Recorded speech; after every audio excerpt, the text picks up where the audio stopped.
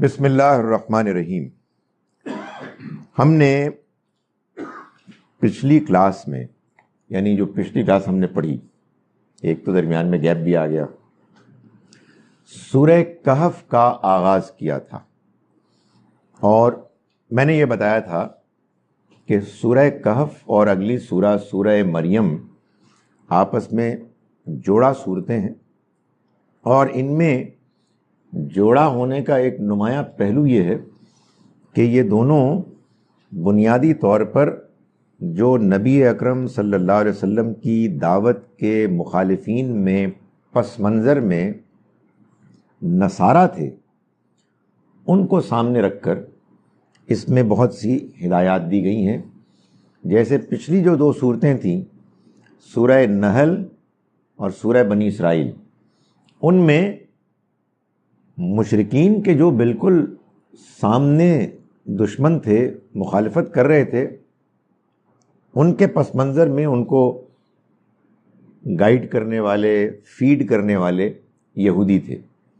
تو چنانچہ یہاں نصرانیوں کے لحاظ سے بات ہوئی۔ نصرانی یعنی جو مسیح علیہ السلام کے اس زمانے میں ماننے والے تھے، اب ظاہر ہے کہ ان کو اب کرسچنز ہی کہتے ہیں۔ تو پہلا جو ہم نے سبق پڑھا، اس میں ایک تو اللہ تعالیٰ نے اس بات کی شدید اس پر تنقید کی اور تردید کی کہ اللہ کی کوئی اولاد ہے، اور یہ کہا کہ یہ بڑی سخت بات ہے کہ جو لوگ اپنی زبانوں سے کرتے ہیں، ان کو اندازہ نہیں ہے کہ یہ کیا دعویٰ کر رہے ہیں، ان کے پاس اس بارے میں کوئی علم نہیں ہے، بڑی بات ہے جو ان کی زبانوں سے نکل رہی ہے اور یہ جھوٹ بول رہے ہیں۔ نصرانی کیوں کہا جاتا ہے؟ یہ علاقے کے نام کے حوالے سے وہ جی حضرت عیسیٰ نصران کے نام، ہاں جی، مجھے نظرین جی اس سے جی سو وہ کہتے ہیں جیزس آف نظرت، تو وہ علاقے کے لحاظ سے تھا۔ اب سینٹ پال کے زیر اثر وہ سب ختم ہو گیا، اور اب یہ صرف کرسچنز ہیں۔ تو ایک زمانے میں اتنا زیادہ غلبہ نہیں تھا کسی ایک ہی پوائنٹ آف ویو کا۔ تو یہ بیان کرنے کے بعد اللہ تعالیٰ نے یہ واضح کیا نبی صلی اللہ علیہ وسلم پر، جو اس بارے میں بہت پریشان غمگین ہوتے تھے کہ لوگ آپ کی بات نہیں مان رہے، آپ کے پیغام پر دھیان نہیں دے رہے۔ تو اللہ تعالیٰ نے فرمایا، یہ بات سمجھائی کہ اصل میں قصہ یہ ہے کہ اللہ نے اس دنیا کو رنگین بنایا ہے، اٹریکٹیو بنایا ہے، جو کچھ بھی اس میں ہے وہ زینت ہے، خوشنما ہے۔ کیوں بنایا ہے؟ تاکہ ہم ان کو آزمائیں کہ ان میں سے کون ہے کہ جو اچھا عمل کرنے والے ہیں۔ اگر دنیا میں برا عمل کرنے کے نتیجے میں انسان کو سارا وقت نقصان ہی ہوتا تو کوئی بیوقوف ہے کہ جو برا کام کرتا۔ تو اصل میں دنیا کی آزمائش یہی ہے کہ انسانوں کو برائی، غفلت، غلطی، گمراہی میں بظاہر فائدہ نظر آتا ہے، اور وہ اس میں ملوث ہوتے ہیں۔ یہ بات سمجھانے کے بعد آگے یہ بتایا کہ کچھ لوگ تھے کہ جو نبی صلی اللہ علیہ وسلم سے سوال کر رہے تھے۔ ظاہر ہے کہ جب آپ کی نبوت کی دعوت پھیلنی شروع ہوئی تو لوگوں نے مخالفت کی، بعض لوگ ایمان لے آئے، اور بہت سے وہ تھے کہ جنہوں نے اپنے نظریے کے دفاع کے لیے، جس کو کہتے ہیں نا کاؤنٹر اوفینسو، انہوں نے طرح طرح کے اعتراضات اور طرح طرح کے سوالات کرنے شروع کر دیے۔ انہی سوالات میں ایک سوال تھا کہ جو مشرکین کے کانوں میں ڈالا نصرانیوں نے، عیسائیوں نے، کہ ان سے یہ تو پوچھو کہ وہ غار والوں کا کیا قصہ ہے، لیٹس فائنڈ آؤٹ۔ تو شروع میں تو یہی ہوتا ہے نا کہ آدمی اعتراض کے لیے، چھیڑ خانی کے لیے، دوسرے کو ایکسپوز کرنے کے لیے تو کچھ نہ کچھ بات شروع کرتا ہے۔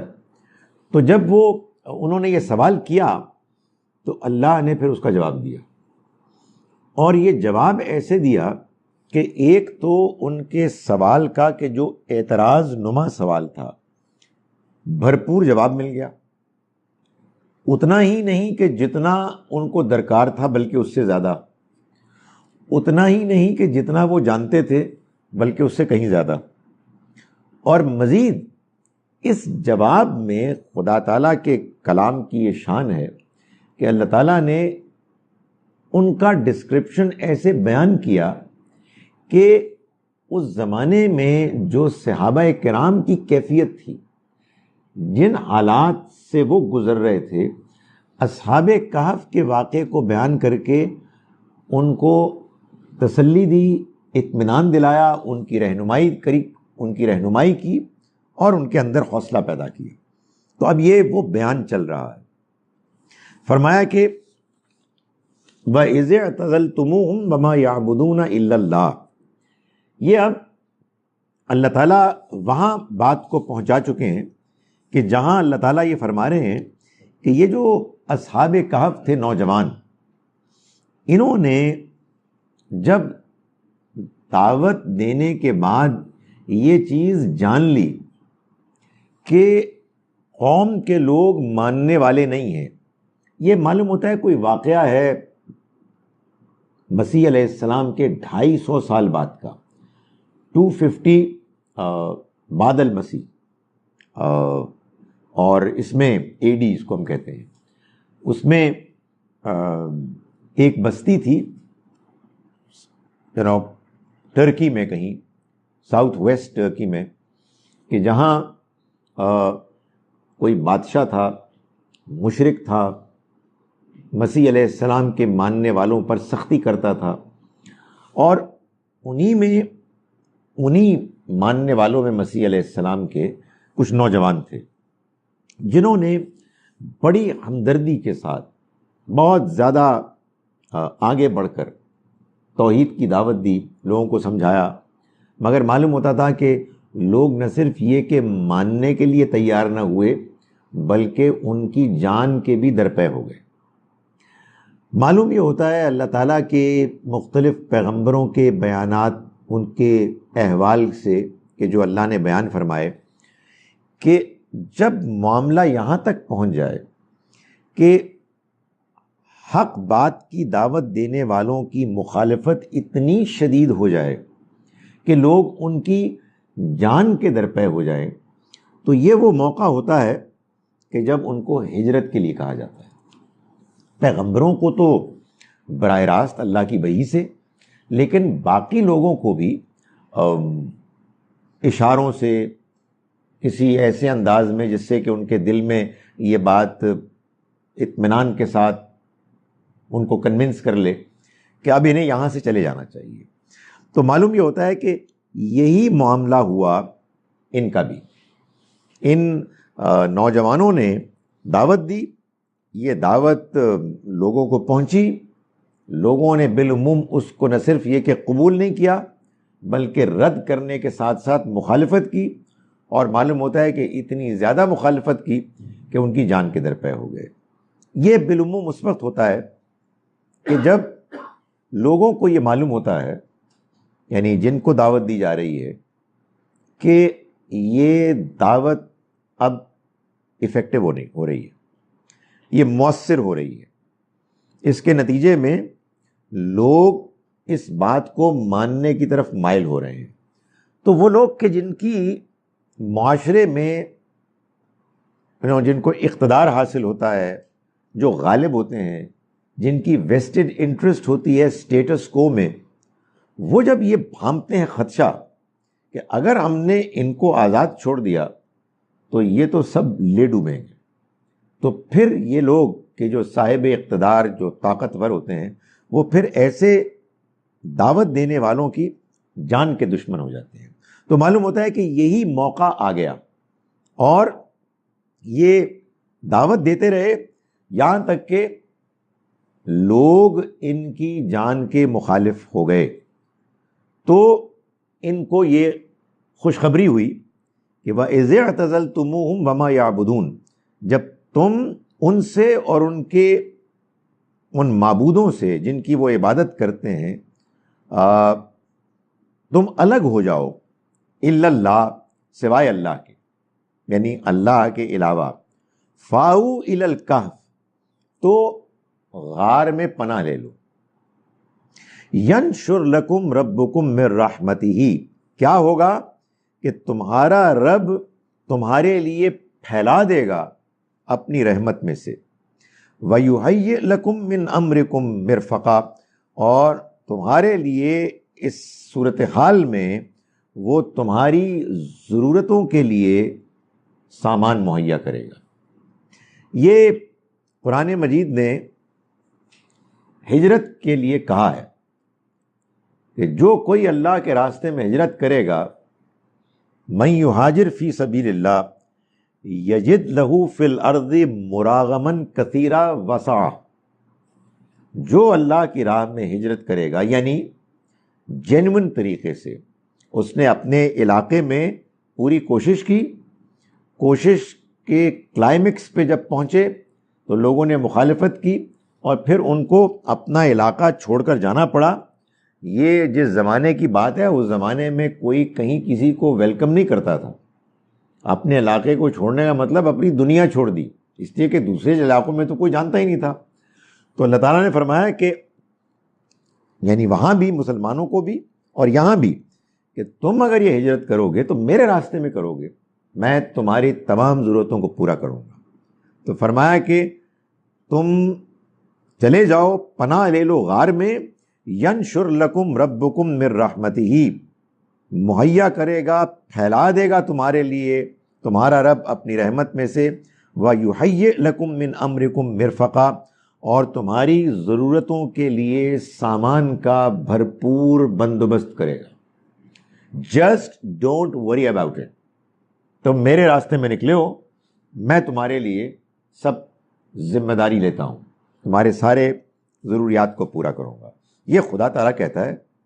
یہ آپ کو میں نے گزارش کی کہ اس موقع پر اللہ تعالیٰ نے سٹوری سنائی ہے، مگر اس سٹوری کے پیچھے صحابہ کرام کو یہ خوشخبری دے رہا ہے کہ جیسے ان کے ساتھ میرا معاملہ ویسے تمہارے ساتھ میرے مکی صورت ہے۔ وَتَرَى الشَّمْسَ إِذَا طَلَعَت تَزَاوَرُ عَنْ كَهْفِهِمْ، تم سورج کو دیکھتے ہو، اذا طلعت جب وہ نکلتا ہے، تزاور عن کہفہم تو ان کے غار سے دائیں جانب کو بچا رہتا ہے، بچ کر نکل جاتا ہے۔ وَإِذَا غَرَبَتْ، اور جب وہ غروب ہوتا ہے، تَقْرِضُهُمْ ذَاتَ الشِّمَالِ تو وہ بائیں جانب سے الگ سے نکل جاتا ہے، کترا کے نکل جاتا ہے۔ وَهُمْ فِي فَجْوَةٍ مِّنْهُ، اور وہ اس کے صحن میں پڑے ہیں، غار کے صحن میں پڑے ہیں۔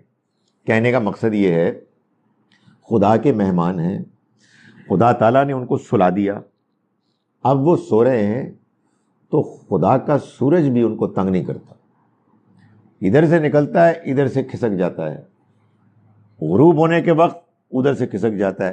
What are the details I don't know, خدا ہی جانتا ہے، مگر لوگوں نے اس کی ڈیٹیلز ورک آؤٹ کر کے بتانے کی کوشش کی ہے کہ اس غار کا ڈیزائن ایسا تھا، اس کی لوکیشن ایسی تھی کہ سورج آتا تھا، روشنی پرووائڈ کرتا تھا۔ آپ اندازہ کریں سخت گرمی میں اگر وہ لیٹے سو رہے ہیں اور برس ہا برس سو رہے ہیں اور سورج آ کے ان کے اوپر کھڑا ہو جائے تو کیسے سوئیں گے؟ تو ادھر سے آ کے ادھر نکلتا تھا، ادھر سے آ کے ادھر نکل جاتا، طلوع ہوتے وقت ایک طرف سے غائب، غروب ہوتے وقت دوسری طرف سے غائب، اور وہ درمیان میں صحن میں لیٹے ہوتے تھے۔ یہ بھی تو پاسبل ہے کہ لوگوں سے ان کو چھپانے کے لیے بھی نہیں، وہ لوگوں سے تو ہے نہیں، یہاں تو سورج کا ذکر ہے کہ سورج کو بھی اللہ تعالیٰ نے یہ نہیں کرنے دیا کہ ان کی نیند کو خراب کرے۔ لوگوں کے لیے تو بھی بتا رہے ہیں اللہ تعالیٰ کیا بندوبست کر رہے ہیں، ایک اور کام کر رہے ہیں۔ ذالک من آیات اللہ، یہ اللہ کی نشانیوں میں سے ہے۔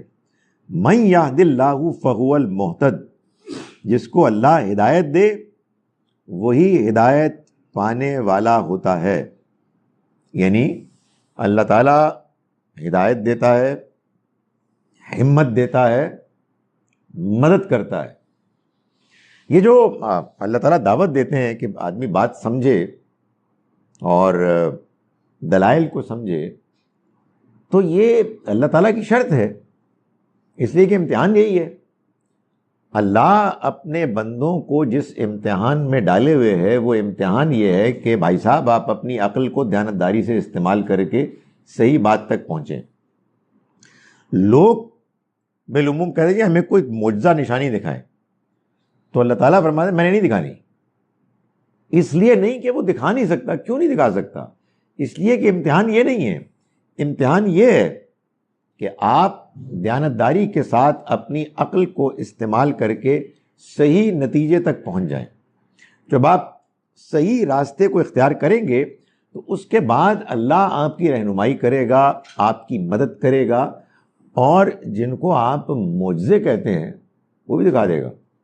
سو یہاں اللہ تعالیٰ یہ بتا رہے ہیں کہ ان کو ہم نے نشانیاں دکھائیں، اور ان نشانیوں کے نتیجے میں ہوا یہ کہ اللہ نے ان کا حوصلہ بلند کیا اور فرمایا کہ جن کو اللہ ہدایت دیتا ہے وہی ہدایت پاتے ہیں.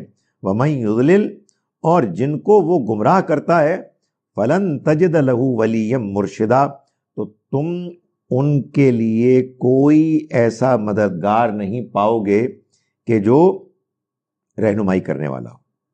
کوئی مدد کرنے والا، کوئی رہنمائی کرنے والا ان کے لیے تم نہیں پاؤ گے.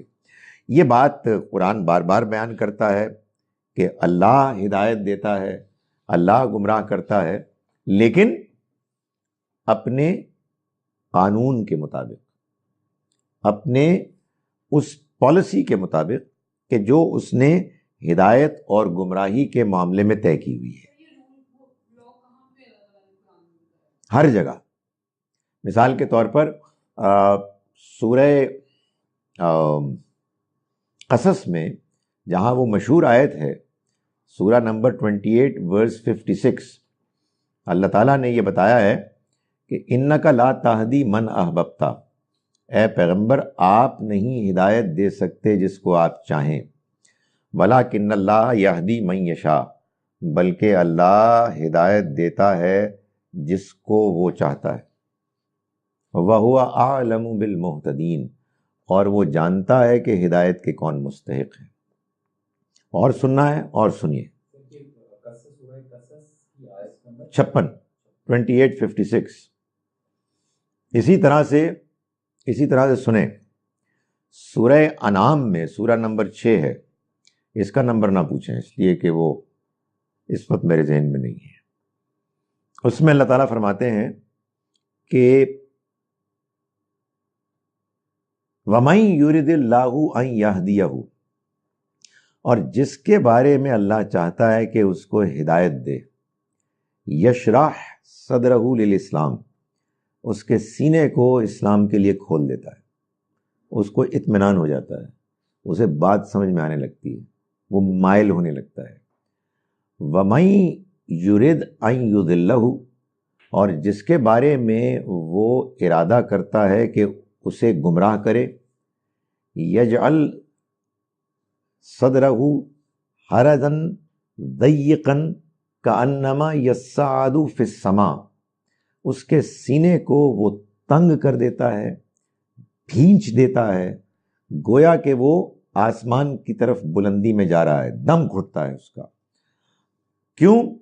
کذالک یجعل اللہ الرجس علی الذین لا یؤمنون، اسی طرح سے اللہ گندگی پھیلا دیتا ہے ان لوگوں کے آگے جو ایمان نہیں لانا چاہتے. گندگی، اخلاقی گندگی. اللہ تعالیٰ نے، اور سنیے سورہ مطففین میں جو سورہ نمبر 83 ہے، اس کی آیت نمبر 1 سے 4 میں یہ بتایا ہے کہ کچھ تاجر ہیں کہ جو ناپ تول میں کمی بیشی کرتے ہیں، جب وہ لوگوں سے خریدتے ہیں نپوا کر تلوا کر تو پورا لیتے ہیں، اور جب بیچتے ہیں تو یخسرون، ڈنڈی مارتے ہیں. ان کو نہیں معلوم ہے کہ ایک دن یہ کھڑے ہوں گے اپنے رب کے سامنے. اس کو بیان کرنے کے بعد آگے چند آیات بعد، غالباً 17-18 آیت میں، 16-17 میں، اسی سورہ میں اللہ تعالیٰ فرماتے ہیں کہ اذا تتلیٰ علیہ آیاتنا، جب ان کے سامنے ہماری آیات پڑھ کر سنائی جاتی ہیں، قال اساطیر الاولین، تو وہ کہتے ہیں کہ یہ تو اگلوں کے افسانے ہیں، گپیں ہیں. تو اللہ تعالیٰ نے جواب میں فرمایا کلا، نہیں، افسانے نہیں ہیں، بل رانا علی قلوبہم، بلکہ ان کے دلوں کے اوپر زنگ چڑھ گیا ہے، ما کانوا یکسبون، ان کی بدعمالیوں کا. تو قرآن نے تو اس کو بہت واضح کیا ہے، اسی لیے بعض جگہوں پر قرآن اس کو پوری طرح سے بیان نہیں کرتا، اس لیے کہ جب ایک حقیقت کو اس نے ایک جگہ بلکہ کئی جگہوں پر بیان کر دیا تو بعض جگہ وہ بیان نہیں کرے گا، اسی کے نتیجے میں لوگوں کو غلط فہمیاں ہونی شروع ہو جاتی ہیں، اس لیے کہ وہ پوری بات نہیں سمجھتے۔ بعض اوقات تو چلیں معلومات کی کمی ہوتی ہے، اور بعض اوقات یہ ہوتا ہے کہ جان بوجھ کر نہیں سمجھتے۔ مثلا اللہ تعالیٰ نے کوئی کمی کی ہے اس بات کے سمجھانے میں کہ اللہ کے ہاں کسی قسم کی کوئی سفارش نہیں ہو، سرے سے کوئی سفارش نہیں ہو، لیکن پھر اس کے بعد کچھ سفارش کی گنجائش بیان کی جو پہلے جملے کے عین مطابق ہے، تو لوگوں نے جہاں گنجائش تھی اس کو کہا جی سفارش ہی سفارش۔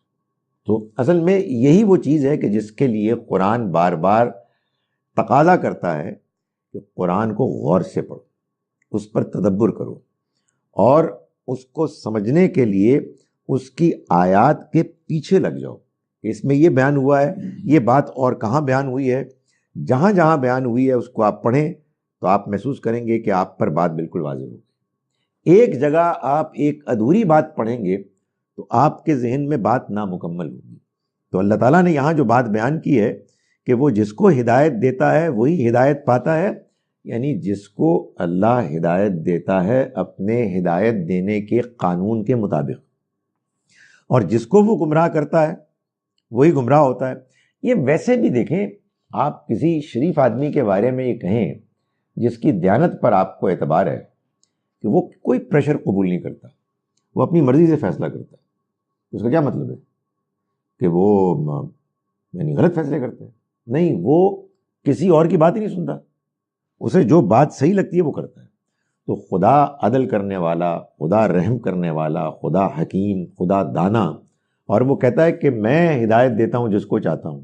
تو اس سے مراد یہ ہے کہ جس کی شکل اس کو اچھی لگتی ہے، جس کا خاندان اس کو اچھا لگتا ہے، نہیں، جس کے بارے میں اس کو معلوم ہے کہ وہ ڈیزرو کرتا ہے۔ فرمایا وَتَحْسَبُهُمْ أَيْقَاظًا وَهُمْ رُقُودٌ، اور تم ان کو دیکھتے تو سمجھتے کہ وہ ایقاظاً جاگ رہے ہیں، وَهُمْ رُقُود حالانکہ وہ سو رہے تھے، وَنُقَلِّبُهُمْ ذَاتَ الْيَمِينِ وَذَاتَ الشِّمَالِ، اور ہم ان کو دائیں اور بائیں سے کروٹیں دلواتے رہتے تھے۔ بھائی آدمی یہ تو معلوم ہے نا کہ ایک ہی جگہ اگر سال ہا سال اینگل پر سوئے گا تو اس کا تو کباڑا ہو جائے گا۔ تو اللہ تعالیٰ نے اس کا بھی اہتمام کیا کہ ان کو کروٹیں بھی بدلنے کا اہتمام کیا، کوئی فرشتوں کو لگا دیا کہ کبھی ادھر کروٹ بدلیں گے کبھی ادھر کروٹ بدلیں گے۔ وَكَلْبُهُمْ بَاسِطٌ ذِرَاعَيْهِ بِالْوَسِيدِ، اور ان کا کتا دہلیز پر بیٹھا تھا اپنے دونوں ہاتھ پھیلائے ہوئے۔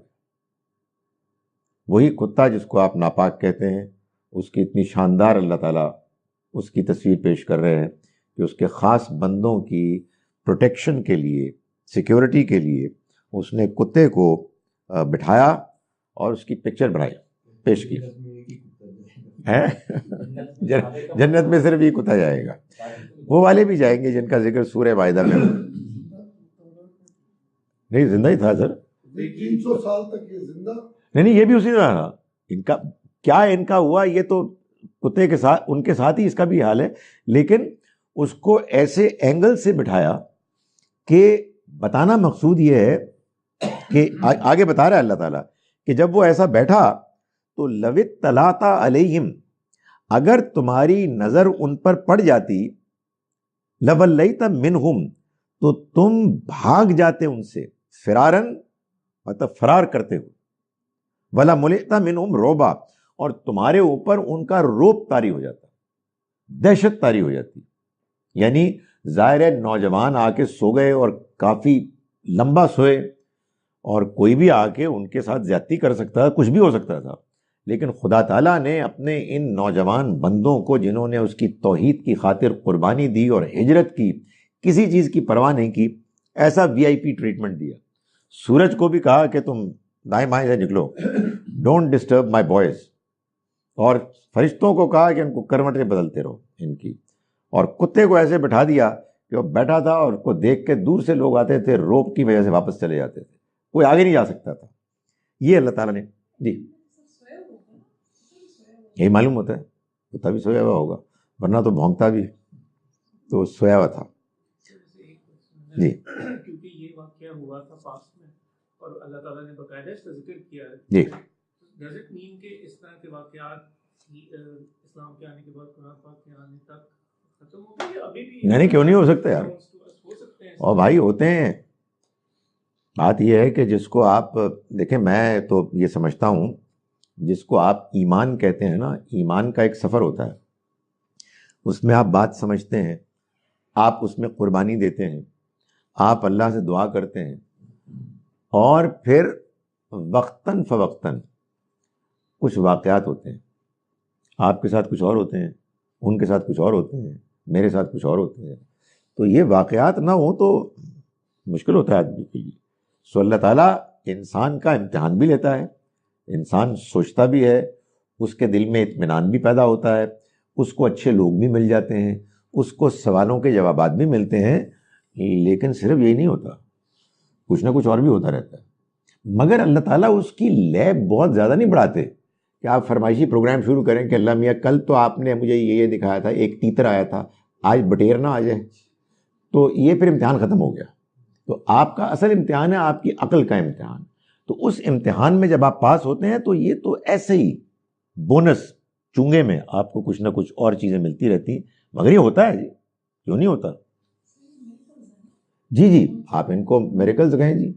اللہ تعالیٰ کی طرف سے وہ غیر معمولی طریقے کے جو وہ اختیار کرتا ہے، ایسے کہ عام روٹین میں آپ ان کو ایکسپلین نہیں کر پاتے، لیکن اللہ ان کو آپ کے لیے رونما کر دیتا ہے. تو یہ تو دنیا میں ہوتا ہے. فرمایا وَكَذَلِكَ بَعَثْنَاهُمْ لِيَتَسَاءَلُوا بَيْنَهُمْ، اسی طرح ہم نے ان کو جگایا کہ وہ آپس میں پوچھ گچھ کریں. یعنی اس کا مطلب یہ ہے کہ یہ اللہ تعالیٰ بتا رہے ہیں، جگانا بتا کر کہ پہلے ان کو سلایا، یعنی یہ ایک عرصے تک سوتے رہے، اور پھر اللہ تعالیٰ فرماتے ہیں کہ ہم نے ان کو جگایا تاکہ اس کا یہ نتیجہ نکلے کہ لوگ آپس میں پوچھ گچھ کریں کہ یار یہ کیا چکر ہے، یہ کتنا سوئے ہیں، یہ کون، ان کا کیا معاملہ تھا. سو اللہ تعالیٰ نے ان کو جگا دیا تاکہ لوگوں کے اندر یہ جستجو پیدا ہو. فرمایا قال قائل منہم کم لبثتم، تو کہا ایک کہنے والے نے ان میں سے کہ تم کتنا رہے، یعنی یہ جو ہم سوئے ہیں کتنا سوئے، یعنی تم اس نیند میں اس کیفیت میں کتنا رہے. قالوا لبثنا یوما او بعض یوم، تو وہ بولے کہ ہم ایک دن یا اس سے بھی کچھ کم ٹھہرے ہوں گے. یعنی وہی جو بات عالم برزخ سے نکل کر قیامت کے دن بندہ کہے گا کہ ایک دن یا اس سے بھی کم. ظاہر نیند میں تو ویسے ہی ہوتا ہے، آپ جتنا لمبا سوئیں آپ کو کیا پتا آپ کتنا لمبا سوئیں، تو جب اٹھیں گے کہیں گے پرابلی ایک دن یا اس سے کچھ کم. قالوا ربکم اعلم بما لبثتم، انہوں نے کہا کہ تمہارا رب زیادہ جانتا ہے کہ تم کتنا رہے. فابعثوا احدکم، تو چاہیے کہ تم میں سے کوئی ایک جائے، بورقکم، اپنے ورق کو لے کے. یعنی یہ چاندی تھی، اب چاندی کا سکہ بھی ہو سکتا ہے، چاندی بھی ہو سکتی ہے، لیکن بہرحال یہ کوئی رقم تھی، ویلیو، تو وہ لے کے تم جاؤ.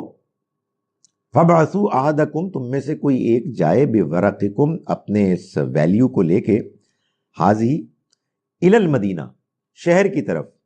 فَلْيَنظُرْ أَيُّهَا أَزْكَىٰ طَعَامًا، پھر وہ ذرا جا کے دیکھے کہ کس علاقے میں کوئی پاکیزہ کھانا ملتا ہے. یعنی ظاہر ہے کہ جہاں ان کو اور پرابلم ہوئی ہوں گی مشرکانہ ماحول کی وجہ سے، بھائی میں اس کو ٹچ بھی کر رہا ہوں تو میرا بلڈ ٹھیک نہیں ہو رہا، تو اسی طرح سے ایک پرابلم کھانے پینے میں بھی ہوئی ہوگی. آپ کہتے ہیں معجزہ یہ بھی ہے، تو کھانے پینے کی بھی ہوئی ہوگی کہ بھائی حلال کھانا کون سا ہے، تو ان کو ابھی تک اس کا احساس تھا کہ بھائی تم پھر اس بستی میں جاؤ گے تو بی کیئرفل، بھوک لگی ہوئی ہے ہم کو مگر کھانا حلال آنا چاہیے، سو یہ لے جاؤ تم کھانا، یہ لے جاؤ یہ جو ہمارے پاس جو اس وقت کرنسی ہے اس کو، فَلْيَأْتِكُمْ بِرِزْقٍ مِّنْهُ، اور پھر تمہارے لیے چاہیے کہ وہ شخص کھانا لے کر آئے، وَلْيَتَلَطَّفْ، اور چاہیے کہ وہ بڑے چپ کے جائے، وَلَا يُشْعِرَنَّ بِكُمْ أَحَدًا، اور دیکھو کسی کو خبر نہ ہو، کسی کو خبر نہ ہو۔ میں اس میں زیادہ ٹائم نہیں لگانا چاہتا، لیکن ایک دو جملے دیکھیں، چھیڑ چھاڑ کرنے کی جو اجازت ہے نا، ایک دو جملے صرف بولوں گا۔ یہ آپ کو معلوم ہے وَلْيَتَلَطَّفْ اس میں بڑی زبردست لوگوں نے تحقیق کی کہ یہ آدھا قرآن ہو گیا اور لکھا ہوا ہوتا ہے۔ یعنی ہمارے مسلمانوں میں ایک زمانے میں لگتا ہے کہ صرف میتھمیٹیشنز پیدا ہوئے تھے جنہوں نے قرآن مجید کو میتھمیٹکس کی کتاب سمجھا، سپارے بنا دیے 30، یہ خیال ہی نہیں کیا کہ ان کی کینچی کہاں جا کے پڑ رہی ہے، اور درمیان میں انہوں نے کہا کہ وَلْيَتَلَطَّفْ، اس میں جو لفظ ہے نا، اس میں توئے والا جو ہے وہ ادھر ہے اور لام ادھر، آئی ڈونٹ نو واٹ، یار یہ کیا چکر ہے۔ لیکن بہرحال thank you very much for doing it, but اس کا کوئی ہمارے غور و فکر سے کوئی فائدہ نہیں، سوائے اس کے کہ آپ جیسے اچھے لوگ پریشان ہوئے تھے کہ یہ کیا چیز ہے۔ تو اس کا جواب ایک بہت ہی بورنگ اور سادہ یہ ہے کہ یہ کچھ بھی نہیں ہے، یہ صرف بعض لوگوں کی ایک زمانے میں میتھمیٹکس میں کچھ کمال تھا تو ان کا چلو ادھر اپلائی کر دیتے ہیں، تو یہ ہے وہ کاوش تو ہے۔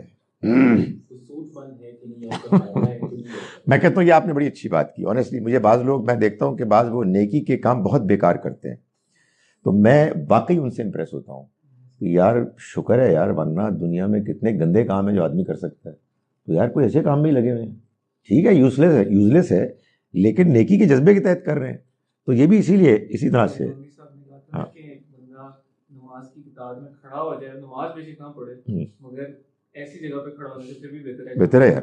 آنیسٹلی دنیا میں بڑی گندگی ہے یار، تو اگر کوئی بندہ اسی چکر میں لگ جائے کہ یار یہ 30 پہ ڈیوائڈ کریں قرآن کو اور 100 پہ ڈیوائڈ کریں، تو کوئی اچھا ہی کام کر رہا ہے نا، مطلب کوئی برا کام تو نہیں کر رہا، خدا کی کتاب کے ساتھ لگا ہوا ہے، اس کی کوئی خدمت اپنی طرف سے کر رہا ہے، تو یہ ہے۔ لیکن اس کے بڑے نقصان بھی ہوتے ہیں، لوگ سپارے پڑھنے لگتے ہیں دادی جان کے لیے، پرنانی جان کے لیے، یہی ہونا شروع ہو جاتا ہے۔ جی آپ کو معلوم ہونا چاہیے کہ اس کا نام تھا یثرب، یہ اس کا نام مدینہ اس لیے پڑا کہ اصل میں تھا یہ مدینۃ النبی، پیغمبر کا شہر، نبی کا شہر، اس میں سے نبی نکل گیا، مدینہ رہ گیا، مضاف رہ گیا، مضاف الیہ غائب ہو گیا، تو یہ مدینہ ہے، اصل میں یہ مدینۃ النبی ہے۔ تو یہ انہوں نے کہا کہ دیکھو آرام سے جانا، کوئی ایسا نہ ہو کہ جان لے بھانپ لے کہ تم موجود ہو اور تم ہم میں سے ہو اور پھر ہم پکڑے جائیں۔ انہم ان یظہروا علیکم، یہ لوگ معلوم ہے کیا، اگر یہ تمہارے اوپر غلبہ پالیں گے، یرجموکم، تو یا تو تم کو سنسار کر دیں گے، او یعیدوکم فی ملتہم، یا وہ اپنی ملت میں دین میں تم کو لوٹا دیں گے، ولن تفلحوا اذن ابدا، اور تم پھر اس کے بعد کبھی کامیاب نہیں ہو سکو گے۔ مطلب یہ کہ جس شرک سے ہم نکل کے آئے ہیں، اگر تم پکڑے گئے تو یا تو پکڑ کے تمہیں بھون دیں گے، رجم کر دیں گے، یا پھر ورسٹ سٹل جو ہوگا وہ یہ ہوگا کہ تمہیں اپنے دین کی طرف لے جائیں گے، جو اس سے بھی زیادہ بری چیز ہے، پھر تو تم کبھی کامیاب نہیں ہو سکو گے۔ وَكَذَلِكَ آثَرْنَا عَلَيْهِمْ، اور اسی طرح سے ہم نے لوگوں کو ان کے بارے میں آگاہ کیا، یعنی اپنی قدرت سے ہم نے کچھ ایسا معاملہ کیا کہ لوگ ان کے بارے میں آگاہ ہو جائیں۔ اب تفصیلات سے معلوم ہوتا ہے کہ 250 میں، یعنی 250 ہجرہ میں کہہ رہا ہوں، AD میں یہ لوگ گئے غار میں، اور کوئی اراؤنڈ کوئی اگر بات مان لی جائے ہسٹورینز کی تو 190-200 ایئرس کے درمیان لگے ان کو سونے میں، اور پھر یہ گئے جب شہر تو حالات بالکل بدل چکے تھے، نیا بادشاہ آ گیا تھا، مسیح علیہ السلام کے فالوورز نے زبردست دعوت دی، لوگ بڑی تعداد میں مسلمان ہو گئے، یعنی مسیح علیہ السلام کے پیغام کے ماننے والے ہو گئے، اور بادشاہ بھی اسی طرح سے. تو جب یہ اپنا وہ لے کے گئے کرنسی اور دکھایا تو اس نے کہا یہ کیا چکر ہے، تم کدھر سے آئے ہو؟ تو ایک جھگڑا شروع ہو گیا، کھپ پہ گئی. اور اس کے بعد پھر بالآخر لوگوں نے جب انویسٹیگیٹ کیا تو ان کا نہیں یار یہ تو اس زمانے کے لوگ ہیں. اور پھر ان کو یہ بھی خیال آیا کہ یار واقعی کچھ نوجوان غائب ہو گئے تھے. اور پھر اس کے بعد جناب لوگوں کو پتہ لگا، بادشاہ کو بھی پتہ لگا. کہتے ہیں ایک ہجوم ہے کہ جو غار کی طرف گیا، بادشاہ ننگے پیر گیا وہاں، اور اس نے وہاں جا کے دیکھا تو انہوں نے کہا یار یہ کیا چکر ہے یار.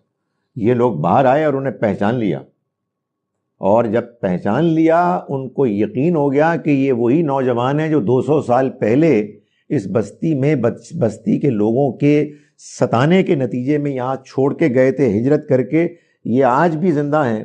جب لوگوں نے دیکھ لیا تو ایسا بتایا، قرآن نے اس کو تفصیل تو نہیں بیان کی لیکن امپلائڈ مان لیا کہ اس کے بعد وہ واپس گئے اور فوت ہو گئے، کیونکہ بتانا تو اتنا ہی تھا. وہ گئے اور ان کا انتقال ہو گیا. تو اس کو اللہ تعالیٰ فرما رہے ہیں کہ اسی طرح ہم نے آثرنا علیہم، ہم نے ان کے بارے میں لوگوں کو آگاہ کیا. لیعلموا ان وعد اللہ حق، کیوں کیا؟ تاکہ وہ جان لیں کہ اللہ کا وعدہ سچا ہے. وان الساعۃ لا ریب فیہا، اور آخرت کی گھڑی اس کے آنے میں کوئی شک نہیں. یہ وہ بات آپ جو پوچھ رہے تھے نا بھائی، بات یہ ہے کہ آنیسٹلی آخرت کے دلائل جس طرح قرآن میں بیان ہوئے ہیں اس کا انکار کیا ہی نہیں جا سکتا. اس دنیا کی کوئی تک ہی نہیں ہے آخرت کے بغیر، خدا تعالیٰ مانا ہی نہیں جا سکتا آخرت کے بغیر. مگر سچی بات ہے یہ باتیں ہیں، یعنی یہ باتوں کو آدمی وہ متاثر ہوگا جو سننے کے لیے تیار ہے. جو آدمی دنیا میں مست ہے، جو آج اس آدمی کو دنیا میں کامیابی ملی ہوئی ہے، ہی از بزی انجوائنگ، ترقی کر رہا ہے. اوکے ٹھیک ہے مولوی صاحب اچھی بات کر رہے ہیں آپ، اوکے آگے چلو. تو وہ آدمی کو ان تمام دلائل کے باوجود وقتاً فوقتاً کچھ نشانیاں چاہیے ہوتی ہیں. تو اللہ تعالیٰ دکھاتے ہیں نشانیاں، کچھ نہ کچھ ادھر ادھر سے نظر آ جاتا ہے اور بندہ کہتا ہے یار یہ اس کا کوئی انکار نہیں ہو سکتا. مسئلہ یہی ہو جاتا ہے یار، مطلب بہت کچھ ہوتا ہے. آپ کے دائیں بائیں ہوتے ہیں لوگ، ان کا انتقال ہوتا ہے اور انتقال سے کچھ پہلے کہتے ہیں جی کہ ہم جا رہے ہیں، we are going. They tell you the exact day, exact time. تو بندہ کیا کرے اس کا؟ بعض اوقات خواب نظر آ جاتا ہے ہمارا فیوچر میں بالکل ایسا ہو رہا ہے. تو خدا تعالیٰ نے نشانیوں اور جس کو آپ معجزات کہتے ہیں غیر معمولی واقعات پر آپ کے ایمان کو مبنی نہیں رکھا کہ آپ اسی پہ ڈیپینڈنٹ ہو جائیں، لیکن یہ بھی نہیں کہ چھوڑ دیا ہے. تو یہاں بھی یہ فرمایا کہ خدا نے بندوں کو، ان نوجوانوں کو ارینج کیا کہ وہ سوئیں اور 200 سال کے بعد اٹھیں اور لوگ کہیں یہ بالکل وہی ہے. ان کو یقین ہو گیا، جب یقین ہو گیا تو فوت ہو گئے.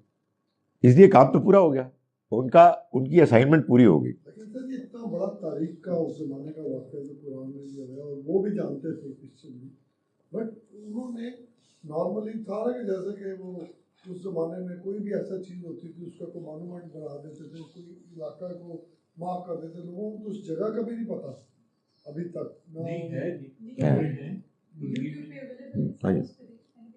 دیکھیں اس پہ بھی اللہ تعالیٰ بھی تبصرہ کریں کہ ہوتا کیا ہے. یہ بھی ایک بڑی دلچسپ بات ہے. اور ڈاکٹر صاحب کتے کا بھی تفسیروں میں شاید ہے کہ وہ باہر نکلے تو انہوں نے کہا کتے کو دیکھ لیں تو کتے کی ہڈیاں تھیں. ایک بڑی انٹرسٹنگ چیز ہے کہ لوگ جو ہیں اس ڈسکرپشن زیادہ امپریس نہیں ہوتے، ان کو چاہیے ہوتی ہے کچھ اور تفصیلات. جن تفصیلات میں کچھ مرچ مسالہ ہے وہ پھر اصل مقصد سے آپ کو دور کہیں اٹھا کے لے جاتی ہیں ہڈیوں میں. نہیں میرا مطلب اس سے ظاہر یہ ہوتا تھا کتا ساتھ نہیں سویا، کتا لیوڈ اے نارمل لائف جیسے کہ باقی ہوتے ہیں، صرف ان لوگوں کو وہ بخشی گئی. لیکن عام حالات میں سننے میں تو یہ آیا ہے کہ کتے کا جو لائف ہے وہ ہم سے بھی چھوٹی ہوتی ہے. تو وہ والا کتا جو ہے وہ 200 سال تک جیتا رہا. یہ تو مفسرین سے پوچھنا چاہیے کہ اس کتے میں ایسی کون سی خاص بات تھی. بل ٹیریئر تھا، کون سا تھا؟ سر انہی کے ساتھ تھا نا. تو there is every reason that that dog should have gone through the same process as those people went through.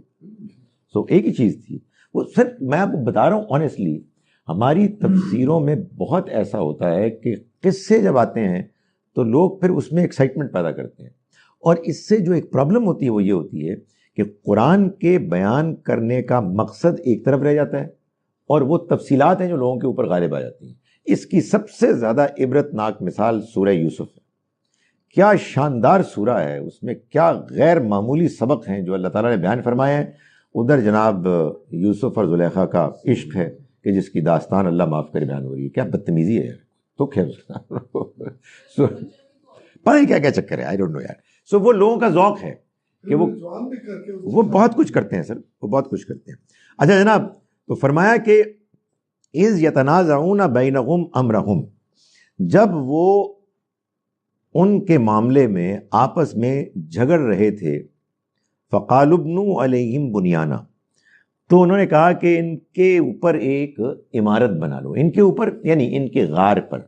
یہ جھگڑ رہے تھے, بھائی لوگ کہہ رہے تھے یار یہ ہم سے زیادہ قریب ہیں, یہ ہمارے خاندان والے ہیں, ان کا نسب ہم سے ملتا ہے, یہ ہمارے فرقے سے زیادہ قریب ہے. وہی ٹریجڈی کہ جب بندہ زندہ ہوتا ہے تو سب اس کو لان تان کر رہے ہوتے ہیں, اور جب وہ فوت ہو جاتا ہے تو پھر کہتے ہیں یار یہ ہمارا ہے.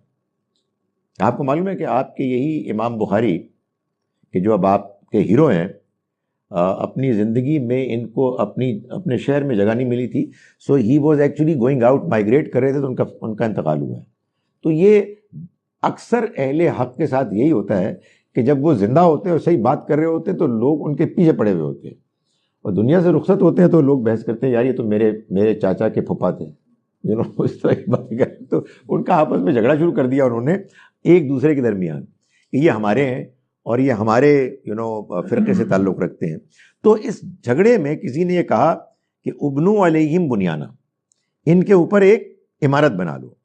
ربہم اعلم بہم, تمہارا رب ان کے بارے میں ان کے حالات کو خوب بہتر جانتا ہے. قال الذین غلبوا علی امرہم, ان لوگوں نے کہ جو ان کے معاملے میں غالب رہے, انہوں نے کہا لنتخذن علیہم مسجدا, ہم تو ان کے اوپر یعنی ان کی غار میں ایک مسجد بنائیں گے. یعنی یہ اب اتنی بڑی نشانی ہے کہ اس نشانی کی ساتھ جو ہم یادگار کے طور پر عمارت کنسٹرکٹ کریں گے وہ عبادت گاہ ہوگی, مسجد ہوگی, تاکہ لوگ آئیں اور اللہ کی عبادت کریں اور اس نشانی سے اپنے ایمان کو تازہ کریں, اس کو مضبوط کریں. سیقولون ثلاثۃ رابعہم کلبہم, یہ لوگ کہیں گے کہ 3 تھے وہ نوجوان, ورابعہم کلبہم, اور چوتھا تھا ان کا کتا. ویقولون, اور کچھ اور کہیں گے, خمسۃ 5 تھے وہ, سادسہم کلبہم, چھٹا تھا ان کا کتا. رجمم بالغیب, بالکل تکے, بالکل فلوک مار رہے ہیں وہ, اٹکل پچو. ویقولون, اور وہ کہیں گے کہ سبعۃ وثامنہم کلبہم, کہ وہ 7 تھے اور 8واں ان کا کتا. اور ربی عالم بعدتہم, ان کو کہو کہ تمہارا رب جانتا ہے ان کی گنتی. ما یعلمہم الا قلیل, ان میں سے کوئی نہیں جانتا مگر بہت تھوڑا. فلا تمہارے فیہم الا مران ظاہرا, اور تم ان سے بحث نہ کرو سوائے اس کے کہ بس کچھ ٹالنے کی غرض سے. ولا تستفت فیہم منہم احدا, اور ان سے متعلق ان میں سے کسی سے مت پوچھو. یہ ایک بڑی امپورٹنٹ بات بتائی اللہ تعالیٰ نے, وہی جو آپ بات کہہ رہے تھے نا. بات یہ ہے اتنا بڑا واقعہ ہوا, تعداد تو immaterial ہے. ایبسلیوٹلی, یہی قرآن کہہ رہا ہے کہ واٹ نانسنس. خدا کے بندوں, تمہیں بیٹھ کے آپس میں گفتگو یہ کرنی چاہیے تھی کہ او مائی گاڈ یار یہ تو موت کے بعد زندگی ہے, یہ تو پیغمبروں نے آ کے جو پیغام سنایا تھا وہ سچ ہے یار, اللہ کی عبادت کریں یار, آخرت کی تیاری کریں یار. یہ تو بالکل ہمارے لیے دلائل سے آگے مزید یہ ریالٹی کو واضح کرنے کے لیے اللہ تعالیٰ نے نشانی دکھا دی ہے. بجائے اس کے کہ یہ گفتگو کریں, وہ یہ بکواس کرنے لگے کہ 3 تھے اور چوتھا کتا تھا, یا 5 تھے اور چھٹا کتا تھا, یا 7 تھے اور 8واں کتا تھا. یہ ہے ہمارے ہاں کا آج کل کا علم کہ ایگزیکٹ ریسرچ کر کے بتائیے کہ ان کی تعداد کتنی تھی، ایگزیکٹلی کس سال وہ آئے اور کتنی ڈیوریشن انہوں نے گزاری. بھائی اس سے آپ کی صحت پہ کیا اثر پڑے گا؟ فرض کیجئے کہ 2 سال آگے ہو گئے اور 2 بندے کم ہو گئے. خدا کے بندوں اصل پیغام کو سمجھو. یہ انفارچونیٹلی موجودہ علم اور تحقیق میں بھی بہت ہوتا ہے. ایبسلیوٹلی ارریلیونٹ ایبسرڈ چیزیں ہیں جن پہ آپ اپنا سر مار رہے ہوتے ہیں، اور یار خدا کی نشانی کو دیکھنے کے بعد اس پر آپ کی نگاہ ہی نہیں جا رہی کہ موت کے بعد زندگی ہے. بھائی یہ تو خدا نے دکھا دیا. تو اللہ تعالیٰ فرما رہے ہیں کہ اس طرح کی تم سے لوگ بحث کریں گے، اگنور. یہ بھی بڑی امپورٹنٹ بات ہے کہ آپ نے ان کو ڈانٹنا شروع کر دیا کہ بدتمیز یہ کیا کر رہے ہو، خواہ ایک بحث شروع ہو جائے گی، آپ کے دماغ کی انرجی ضائع ہوگی اور کوئی آپ کی بات نہیں سنے گا. ٹال مٹول، نہیں یار وہ ایسا نہیں، اور کسی موقع پہ کو پا کر صحیح ان کو صحیح بات بتاؤ. یار یہ جو واقعہ ہوا ہے اس واقعے میں یہ امپورٹنٹ نہیں ہے کہ وہ 3 تھے کہ 5 تھے کہ 7 تھے. زیادہ امپورٹنٹ چیز یہ ہے کہ وہ 200 سال تک غائب رہے یا لمبے عرصے تک غائب رہے، whatever be the length of time, اور اس کے بعد وہ دوبارہ زندہ ہو گئے، تمہارے سامنے آ گئے، تم نے دیکھ لیا. تو یہ چیز ہے جو سبق حاصل کرنے والی. ہاں سامنے آئے، یہی ہے، یہی قرآن مجید میں ابھی ہم نے پڑھا ہے سورہ بنی اسرائیل میں، یہی مانتے. وَلَا تَقُولَنَّ لِشَيْءٍ إِنِّي فَاعِلٌ ذَلِكَ غَدًا. اور اے پیغمبر دیکھیے آپ کسی چیز کے بارے میں یہ نہ کہیں کہ میں یہ کل کو کروں گا. یہ بتایا جاتا ہے کہ نبی صلی اللہ علیہ وسلم نے اس موقع پر جب لوگ سوال کر رہے تھے تو ظاہر ہے آپ کو کانفیڈنس تھا کہ بھائی مجھے وہی تو آتی ہے، یہ سوال پوچھنے میں جواب دے دوں گا. تو آدمی اس کانفیڈنس میں کہی دیتا ہے، کوئی مسئلہ ہی نہیں ہے. ہم آج کل کسی سے کوئی ہم سے سوال پوچھتے ہیں، ہم تھوڑی دیر کے بعد کہتے ہیں کہ یار ڈونٹ وری، میں گوگل سرچ کر کے بھی آپ کو بتاتا ہوں یہ کیا مسئلہ ہے. اب تو ہر چیز ہے. تو ظاہر ہے کہ حضور کو یہ بڑا کانفیڈنس تھا کہ آپ پر وہی آ رہی ہے تو آپ بتا دیں گے. تو اللہ تعالیٰ نے فرمایا کہ دیکھو کسی چیز کے بارے میں یہ مت کہو کہ میں کل کو یہ کر لوں گا، یعنی پوری اتھارٹی کے ساتھ، الا ان یشاء اللہ، سوائے اس کے کہ تم کہو انشاءاللہ، یعنی اللہ چاہے گا تو ہوگا، مجھے امید ہے کہ ایسا ہو جائے گا، آئی ٹرائی مائی بیسٹ، مگر کوئی گارنٹی نہیں ہے. وَاذْكُرْ رَبَّكَ اذا نسیت، اور یاد کرو اپنے رب کو جب تم بھول جاؤ. وَقُلْ عَسَىٰ أَن يَهْدِيَنِي رَبِّي، اور یہ کہو کہ امید ہے کہ میرا رب میری رہنمائی کرے گا. لِأَقْرَبَ مِنْ هَٰذَا رَشَدًا، کہ کون سی چیز ہے کہ جو اس معاملے میں ہدایت کے لحاظ سے، رہنمائی کے لحاظ سے سب سے صحیح ہے، صحیح تر ہے.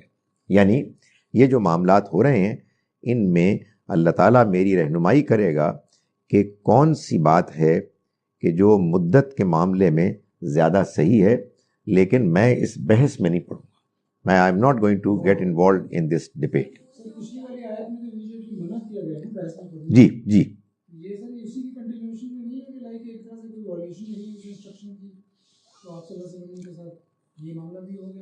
یہ بھی ہو سکتا ہے، یعنی اس بات کو کوئی کلیریفائی نہیں کیا کہ اصل میں کیا ہوا، مگر معلوم یہ ہوتا ہے کہ ایک چیز تو ہوئی کہ آپ نے کوئی ایک فرم کانفیڈنٹ سٹیٹمنٹ دی اور اس میں انشاءاللہ نہیں کہا.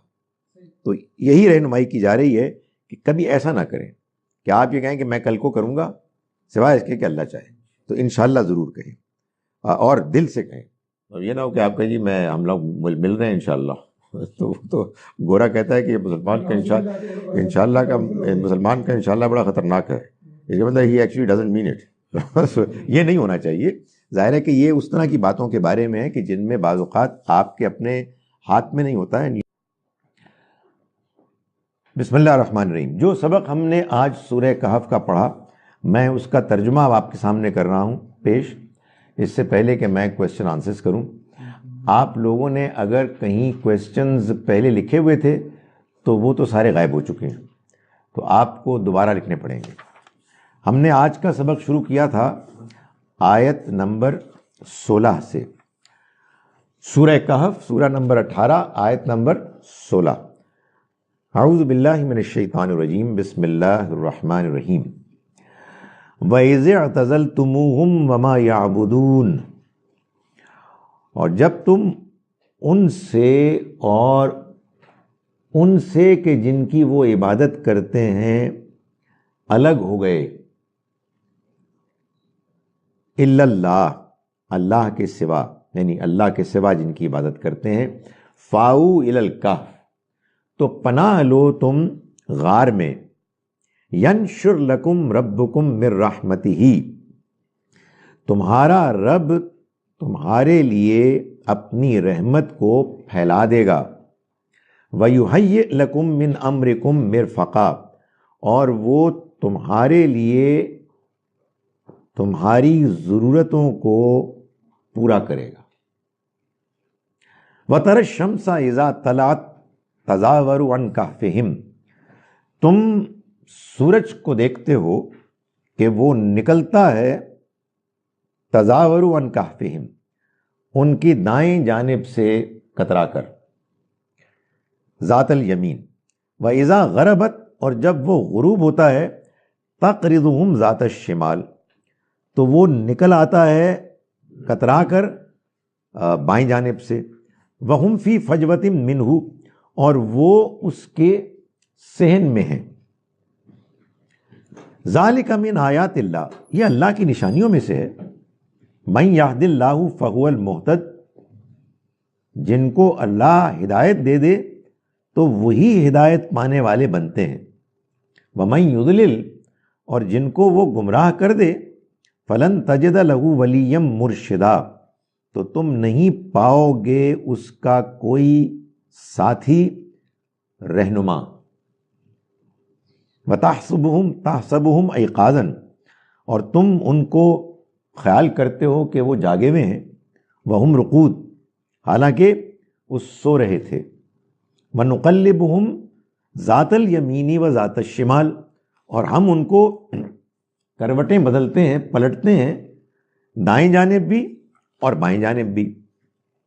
وَكَلْبُهُمْ بَاسِطٌ ذِرَاعِهِ بِالْوَسِيدِ، اور ان کا کتا پھیلائے ہوئے ہے اپنے بازو، دونوں ہاتھ، بالوسید، دہلیز پر۔ لَوِ اطَّلَعْتَ عَلَيْهِمْ، اگر تمہیں وہ نظر آئیں، تمہاری نگاہ ان پر پڑے، لَوَلَّيْتَ مِنْهُمْ فِرَارًا، تو تم ان سے منہ موڑ کے بھاگ جاؤ، فرار اختیار کر لو۔ وَلَا مُلِئْتَ مِنْهُمْ رُعْبًا، اور تمہارے اوپر ان کی دہشت بیٹھ جاتی، تم ان سے خوف کھانے لگتے۔ وَكَذَلِكَ بَعَثْنَاهُمْ، اور اسی طرح سے ہم نے ان کو اٹھایا، لِيَتَسَاءَلُوا بَيْنَهُمْ، جس کا نتیجہ یہ نکلا کہ انہوں نے آپس میں ایک دوسرے سے پوچھنا شروع کیا۔ قال قائل منہم، ان میں سے کہنے والے نے ایک نے کہا، کم لبثتم، تم کتنا رہے؟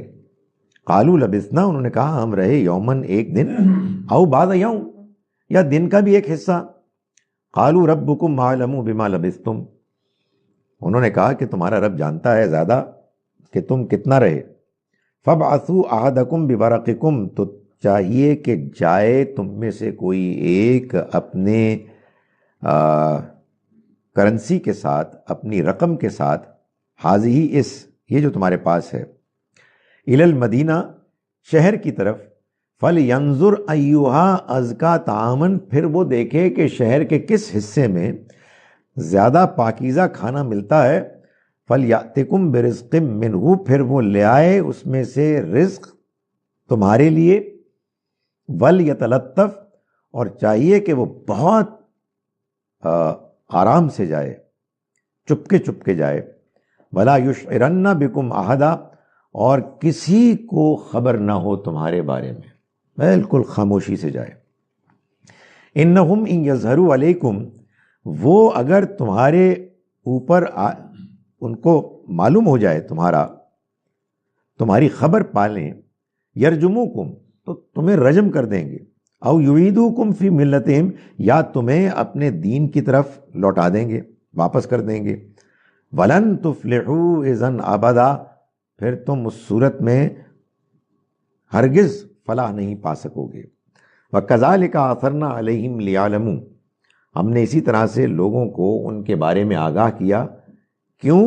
لِيَعْلَمُوا أَنَّ وَعْدَ اللَّهِ حَقٌّ، تاکہ وہ جان لیں کہ اللہ کا وعدہ سچا ہے. وَأَنَّ السَّاعَةَ لَا رَيْبَ فِيهَا، اور وہ جان لے کہ آخرت کی گھڑی اس کے آنے میں کوئی شبہ نہیں. اِذْ يَتَنَازَعُونَ بَيْنَهُمْ، خیال کرو کہ جب وہ آپس میں جھگڑ رہے تھے ان کے معاملے میں، بینہم امرہم فقالوا ابنوا علیہم بنیانا، تو انہوں نے کہا کہ ان کے اوپر ایک عمارت بنا لو، ان کے اوپر یعنی ان کی غار کے اوپر.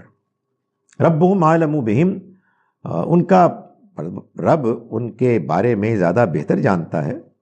قال الذین غلبوا علی امرہم، ان لوگوں نے کہ جن کو ان کے معاملے میں غلبہ حاصل تھا، یعنی صاحب اقتدار جو تھے، انہوں نے کہا لنتخذن علیہم مسجدا، کہ ہم ان پر اس غار میں مسجد بنائیں گے. سیقولون ثلاثۃ رابعہم کلبہم، اب یہ لوگ کہیں گے کہ وہ 3 تھے اور چوتھا ان کا کتا تھا. ویقولون خمسۃ سادسہم کلبہم، اور کچھ اور کہیں گے کہ وہ 5 تھے اور چھٹا ان کا کتا تھا. رجمم بالغیب، ایسے ہی تکے لگا رہے ہیں، کوئی تحقیق کی بنیاد پر نہیں ہے، محض اٹکل کے تیر ہیں. وَيَقُولُونَ، اور وہ کہتے ہیں کہ سبعۃ وثامنہم کلبہم، کہ وہ 7 تھے اور 8واں ان کا کتا تھا. اور ربی عالم بعدتہم، ان سے کہو کہ میرا رب ان کی عدت، ان کی گنتی زیادہ جانتا ہے. ما یعلمہم الا قلیل، ان میں سے کوئی بھی نہیں جانتے سوائے تھوڑوں کے. فلا تمار فیہم مران الا مران ظاہرہ، تو آپ ان کے ساتھ کوئی بحث نہ کریں، بس ٹال دیں ان کو ظاہری سی بات کر کے. ولا تستفت فیہم منہم احدا، اور ان کے متعلق ان میں سے کسی سے نہ پوچھیں، یہ کوئی پوچھنے والی بات ہے. ولا تقولن لشیء انی فاعل ذلک غدا، اور آپ نہ کہیں کہ آپ کل کو کوئی کام کریں گے، الا ان یشاء اللہ، سوائے اس کے کہ اگر اللہ نے چاہا. وَاذْكُرْ رَبَّكَ اذا نسیت، اور یاد کیجئے اپنے رب کو جب آپ بھول جائیں. وَقُلْ عَسَىٰ أَن يَهْدِيَنِي رَبِّي، اور آپ کہیے کہ امید ہے کہ رہنمائی کرے گا میرا رب لِأَقْرَبَ مِنْ هَٰذَا رَشَدًا، ان کے معاملے میں صحیح بات کے بارے میں. اقول قولی ھذا استغفر اللہ لی ولکم. جناب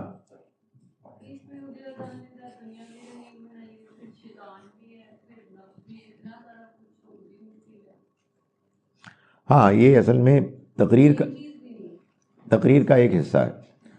دوسرا حصہ یہ ہے کہ آپ کو اللہ نے، یعنی سوال یہ ہے کہ اللہ نے دنیا بھی رنگین بنائی، نفس بھی دے دیا، شیطان بھی دے دیا، تو پھر تو کبڑا ہی ہو گیا ہمارا.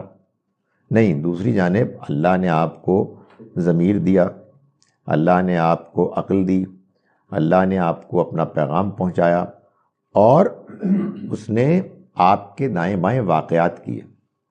یعنی آنیسٹلی جتنی زندگی آدمی گزارتا جاتا ہے اتنا زیادہ اس کے سامنے بہت سے لوگوں کے ایسے واقعات آ جاتے ہیں جس کے لیے آپ کو تاریخ پڑھنے کی ضرورت نہیں پڑتی، صرف کھلی آنکھیں ہونے کی ضرورت ہوتی ہے. سو یہ دنیا ایک بڑی عبرت کی جگہ ہے. اگر یہ دنیا رنگین نہ ہوتی، اگر ہمارا نفس نہ ہوتا، تو پھر ہماری نیکی بالکل بے وزن ہوتی، اس کے اندر کوئی خوبی نہ ہوتی، وہ چیلنج نہ ہوتی، نیکی نہ ہوتی. یعنی اگر فرض کیجئے کہ جھوٹ بولنے کے نتیجے میں ہر موقع پر زبان پر چھالے نکلتے، تو پھر جھوٹ کون بولتا؟ جھوٹ بولنے سے انسان کو 2 کام ہوتے ہیں، ایک ظاہری فائدہ پہنچتا ہے، دوسرا اس کا ضمیر ملامت کرتا ہے. اور اللہ نے انسان کو آزادی دے دی ہے کہ آپ ظاہری فائدے کو ترجیح دیں گے یا اپنے ضمیر کی ملامت کو آپ زیادہ اہمیت دیں گے. ڈاکٹر صاحب یہ جو اصحاب غار ہیں سارے، یہ must be blessed personalities all of them, کیونکہ ان کو خاص ایک تو چن لیا باری تعالیٰ نے، اور دوسرا they also volunteered apparently کہ we are ready to do it، یعنی go through all this process جو باری تعالیٰ نے پہلے بتا تو دیا ہوگا کہ this is what my intention is. دیکھیے گزارش یہ ہے کہ یہ اللہ تعالیٰ نے ہم کو بتایا ہے کہ یہ نوجوان وہ نوجوان تھے جنہوں نے خود سے اپنی آزادانہ مرضی سے اس راستے کا انتخاب کیا، اور اس میں ان کو جب مشکلات آئیں تو انہوں نے پوری ڈٹرمنیشن کے ساتھ ثابت قدمی دکھائی اور اللہ نے ان کی رہنمائی کی۔ اللہ تعالیٰ ان کی بات، ان کی داستان سنا رہا ہے ایسے کہ گویا کہ وہ ہم کو کہہ رہا ہے کہ اگر تم بھی یہ کرو گے تو میں تمہارے ساتھ بھی یہ کروں گا۔ تو آپ کے سوال کا جواب یہ ہے کہ یس they were chosen youngsters، مگر anybody can actually get that position status۔ جو بھی وہی رویہ اختیار کرے گا اس کو وہی مقام ملے گا۔ خدا تعالیٰ کے ہاں اس معاملے میں کسی قسم کی کوئی خاص لوگوں کے بارے میں جانبداری نہیں ہے کہ اگر اس علاقے کے لوگ یہ کریں گے تو میں ان کو فیور کروں گا۔ چینیوں میں مجھے کوئی دلچسپی نہیں ہے، مجھے یہ ویسے ہی نہیں اچھے لگتے۔ نہیں، جہاں سے بھی کوئی بندہ صحیح رویہ اختیار کرے گا اللہ تعالیٰ اس کو چن لیں گے، اس لیے کہ خدا تعالیٰ کے ہاں اصل میں میرٹ ہے کہ جو بنیاد بنتا ہے، اور میرٹ اس بنیاد پر کہ انسان کے سامنے جو سچائی آتی ہے وہ اس کے بارے میں کیا رویہ اختیار کرتا ہے۔ سر ایک ڈاگ لورز کے لیے بتا دیں، یہ کتے والا جو سلسلہ ہے ناپاکی والا ہے، مطلب قرآن شریف میں تو اتنا اس کے بارے میں آیا ہے، تو یہ کس حد تک یہ کیا ہمارے توہمات ہیں یا اس کے پیچھے کوئی ریزنز ہیں جو لاجک ہے؟ دیکھیں، میں تو جس دینی سوچ سے تعلق رکھتا ہوں اس میں ایک اصولی بات یہ ہے، اصولی بات کہ دین سارے کا سارا 100% قرآن اور سنت میں بیان ہو چکا ہے۔ یہ دو سورسز وہ سورسز ہیں کہ جو نبی صلی اللہ علیہ وسلم نے اپنی زندگی میں مسلمانوں میں ایسے پیش کر دیں کہ کوئی ایک مسلمان بھی ایسا نہیں رہا جسے نہیں پتا تھا کہ قرآن کیا ہے، سنت کیا ہے۔ اس کے علاوہ حضور نے ایک زندگی گزاری، اس میں آپ کی زندگی میں واقعات ہوئے، آپ نے دین پر بھی عمل کیا، آپ نے لوگوں کے سوالوں کے جواب بھی دیے۔ یہ سب تو نہیں، اس کا ایک حصہ بعض لوگوں نے بعد کے لوگوں کو بتا دیا، سب نے نہیں، اکثریت نے نہیں، اقلیت نے۔ بعض لوگوں کو بعد کی جنریشن کے بتا دیا جنہوں نے ان باتوں کو، قرآن سنت نہیں، وہ تو سب کو مل گیا۔ اس تیسری کیٹیگری کی انفارمیشن کو، جس کو حدیث کہتے ہیں، خبر واحد، یہ پہلی جنریشن کے کچھ لوگوں نے دوسری جنریشن کے کچھ لوگوں کو، اور دوسری جنریشن کے کچھ لوگوں نے تیسری جنریشن کے کچھ لوگوں کو بتایا، تا وقتے کے تیسری صدی ہجری میں آفٹر مور دین 200 ایئرز یہ کتابی شکل میں جب جمع ہو گئیں حدیثیں، تو پھر اس کا امکان پیدا ہوا کہ مسلمان سب تک یہ پہنچ جائیں، فوراً وہ بھی نہیں پہنچی۔ اس ذریعہ علم میں بڑی غیر معمولی انفارمیشن ہے، but no single addition to God's message. یہ خدا کے پیغام کے جو قرآن میں ہے اور جو سنت میں ہے اس کی وضاحت ہے۔ سو اس میں کوئی آپ کو ایڈیشنل نیا دین کا حکم مل ہی نہیں سکتا، اس لیے کہ اگر مل گیا تو یہ مسئلہ پیدا ہو جائے گا کہ پہلی 2 صدیوں میں تو کتے کے بارے میں کوئی ایسی بات ہی نہیں تھی، ہم قرآن پڑھتے تھے اور کتے کی بڑی تعریف سنتے تھے، پڑھتے تھے، اور تیسری صدی میں پتہ لگا کہ یہ تو بڑا ہی پلید گندا جانور ہے۔ تو یہ تو لوگوں کو اندازہ نہیں ہے کہ یہ جو بات کر رہے ہیں اس سے دین کے بارے میں کتنی بڑی غلط فہمی پیدا ہو جاتی ہے کہ دین عجیب طریقے سے ملا، کہ جو سب سے پہلے لوگ تھے ان کو پوری بات معلوم ہی نہیں تھی، اور جو بعد کے لوگ تھے ان کو زیادہ باتیں معلوم ہو گئی اور وہ دین پر زیادہ بہتر عمل کر سکتے ہیں۔ یہ اصل میں وہ چیز ہے کہ جس کو قرآن مجید نے بیان کیا ہے پچھلی امتوں کے بارے میں بھی، کہ لوگ بعض معاملات کے بارے میں ایگزیجریٹ کرتے ہیں۔ اس لیے یہ بات آپ کی صحیح ہے، ڈاگ لورز کو یہ خوشخبری ہے کہ اس میں اللہ تعالیٰ نے اس کتے کی بڑی تعریف کی ہے، اور سورہ مائدہ میں بھی اللہ تعالیٰ نے کتوں کے بارے میں جو بات بیان فرمائی ہے وہ بات بڑی پازیٹیو ہے. اللہ نے یہ بتایا ہے کہ تم ان کو ٹرین کرتے ہو اس صلاحیت کی بنیاد پر کہ جو اللہ نے تم کو دی ہے، اور پھر ان کا جو شکار وہ لے کے تمہارے لیے آتے ہیں وہ تمہارے لیے پاک ہے. تو اب اس کے بعد آپ کتوں کو اگر اپنے پاس نہیں رکھیں گے تو اس کی وجہ یہی ہو سکتی ہے کہ کہیں کسی موقع پر یا تو کوئی کتا باولا ہو گیا اور اس کے بارے میں یہ فیصلہ کیا گیا، یا یہ بات ہو رہی ہے ان کی اس گندگی کے بارے میں جس سے بہرحال آدمی کو بچنا چاہیے. یعنی آپ اگر رکھیں گے تو ظاہر ہے اس کے اور اپنے گھر کی اور اپنے کپڑوں کی صفائی کا خیال رکھیں گے، اور خامخواہ یعنی جس کو وہ چوما چاٹی نہیں کریں گے ان کے ساتھ.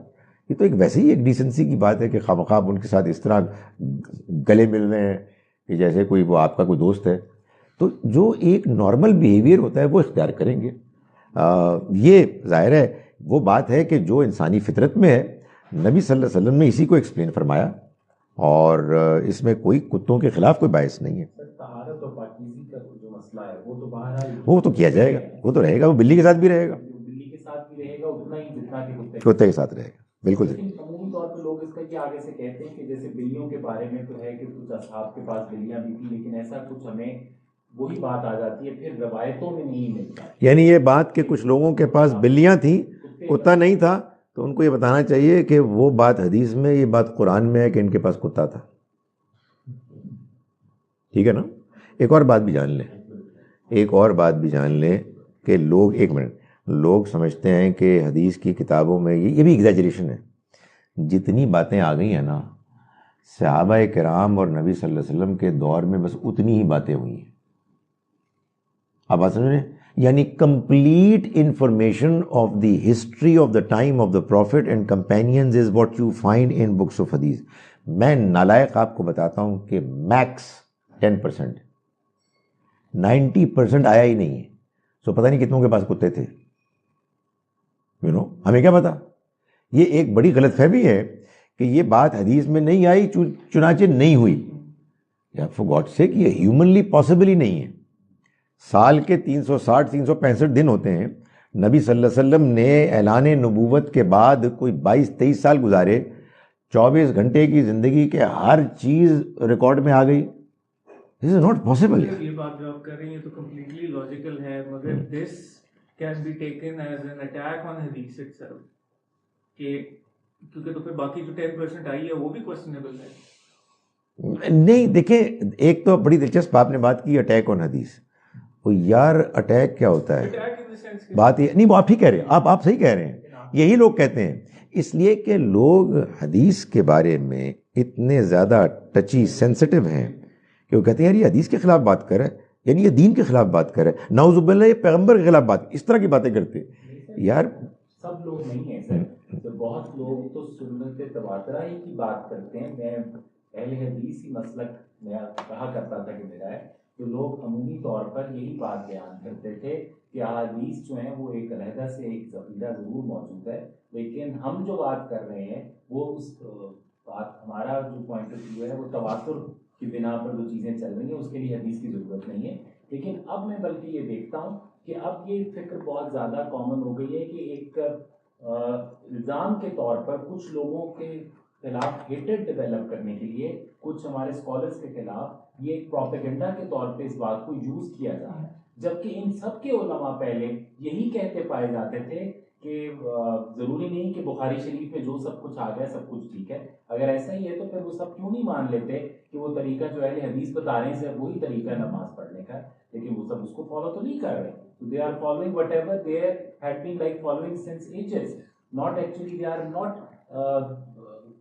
جو نماز کی ادائیگی وہ حدیث کو پڑھ کر نہیں کر رہے، وہ نماز کی ادائیگی بالکل ویسے ہی کر رہے ہیں جیسے وہ دیکھتے آئے ہیں اپنے عوام. ہم نے ایک بڑی امپورٹنٹ چیز آج پڑھی، اور وہ یہ تھی کہ بعض اوقات جب لوگ بحث کرتے ہیں ٹال دو یار، بہت زیادہ بحث میں نہ الجھو. اس لیے کہ جب لوگ بات سمجھنے کے لیے بات ہی نہیں کر رہے تو آپ پھر کوئی ٹال مٹول کر دیں، چائے شے پیو گے، پکوڑے کھاؤ گے اور سیٹو کیا حال چال ہے، تاکہ آپ خواہ اپنے آپ کو اس میں نہ الجھائیں. کیونکہ لوگوں کی کوشش یہی ہوتی ہے، اور آپ کی ذمہ داری ہی اتنی ہے کہ آپ یا تو دوسرے کی بات دھیان سے سن کے سچائی کو مانیں، یا دوسرے کو اگر بات سمجھانی ہے تو آپ دیکھ لیں کہ وہ سننے کے لیے تیار بھی ہے کہ نہیں ہے. سننے کے لیے تیار نہیں ہے تو it is none of your obligations کہ آپ اس کو بات پہنچائیں. مجھے اجازت دیں ایک آدھ میں یہاں سے بھی دیکھ لوں ورنہ میرا چلان ہو جائے گا. سورہ کہف لوگ جمعے کو پڑھتے ہیں، کہتے ہیں کہ اس کی بڑی فضیلت ہے، کیا یہ صحیح ہے؟ دیکھیے میں اس میں ایک بالکل نکھٹو آدمی ہوں. میں صرف آپ کو یہ بتا سکتا ہوں کہ آج سے 1 مہینہ پہلے سے پہلے میں لوگوں کو اس بارے میں گول مول جواب دیتا تھا، اور وہ جواب یہ ہوتا تھا کہ یار پڑھ لیں، کوئی حرج نہیں ہے. ویسے تو انسان کو قرآن مجید پڑھنا چاہیے فرام کور ٹو کور، لیکن اگر کوئی جمعے کے روز پڑھ رہا ہے تو کوئی حرج بھی نہیں ہے، خاص طور پر جب کہ نبی اکرم صلی اللہ علیہ وسلم کے نام کی نسبت اس خبر میں آ گئی ہے. اب جب سے میں نے ایک اسکالر کی یہ اوپینین سنی ہے کہ جو تحقیق کے بعد یہ بتا رہے ہیں کہ سورہ کہف کو جمعے کو پڑھنے کی جتنی بھی حدیثیں ہیں ان سب کے اندر کوئی نہ کوئی پرابلم ہے روایت کے پوائنٹ آف ویو سے، یعنی نیریٹرز میں کہیں نہ کہیں کوئی ایک آدھ بندہ ایسا ہے جو ریلائبل نہیں ہے. تو اس کے بعد تو میں یہ کہتا ہوں کہ اب میں اس کو ریکمینڈ ہی نہیں کرتا. کسی نے پڑھنی ہے نو پرابلم، لیکن نبی صلی اللہ علیہ وسلم کی نسبت سے آپ اگر بات کریں تو کم سے کم یہ ہونا چاہیے کہ آپ کو یہ اطمینان ہو کہ وہ 4-5 افراد کے جو آپ کے بات ہم تک پہنچانے کا ذریعہ بنے ہیں وہ ریلائبلٹی کے معیار پر پورا اترتے ہیں، اپنے علم، اپنی میموری، اپنے کردار کے لحاظ سے. اگر آپ کو یہ تبصرہ مل گیا ہے ان میں سے ایک ہی کے بارے میں کہ وہ ریلائبل آدمی نہیں تھا، تو ہمارے پاس دین تو ویسے ہی موجود ہے. ہمیں حدیثیں بیان کرنے کا شوق نہیں ہونا چاہیے. اگر کوئی وضاحت آپ کو دین کی مل رہی ہے تو آپ اس کو اختیار کریں. میرا یہ مشاہدہ ہے، میں آپ کو اس بڑے درد سے بتا رہا ہوں کہ مسلمان قرآن کو صرف چومنے کے لیے استعمال کرتا ہے، یا ثواب حاصل کرنے کے لیے، یا سب سے بڑھ کر ثواب پہنچانے کے لیے. اب تو خیر اپنی بیماریاں دور کرنے کے لیے بھی پڑھتا ہے. بہت ساری بیماریاں جو اس سے دور ہو جاتی ہیں. ابھی ہمیں ایک صاحب نے بتایا ایک کلاس میں پچھلے دنوں کہ ڈی ایچ اے کے کلب میں ایک فنکشن ہوا جس میں انہوں نے بتایا کہ اس فنکشن میں ہمارا اچھا بھلا بڑا آڈیٹوریم ہے، اس میں لوگ اتنے زیادہ تھے کہ باہر زمین پر بیٹھے ہوئے تھے. ایک خاتون ڈاکٹر صاحبہ آئیں، آئی ایم شیور کہ وہ صحیح بات ہی کر رہی ہوں گی. انہوں نے یہ بتایا کہ سورہ رحمان کے پڑھنے سے کیا کیا علاج ہوتے ہیں. اللہ اللہ اللہ اللہ. سو یہ قرآن ہے. تو میں کہہ یہ رہا تھا کہ لوگوں کے لیے دین اصل میں حدیث میں بیان ہوا ہے. بیکاز قرآن کیا کرتا ہے، پھر نوح علیہ السلام کی کہانی آ گئی، پھر ان کی داستان آ گئی، تو اس میں سے تو ہم کو کچھ ملتا نہیں ہے، تو ملے گا ہم کو حدیث میں. یہ لوگوں کا معاملہ ہے.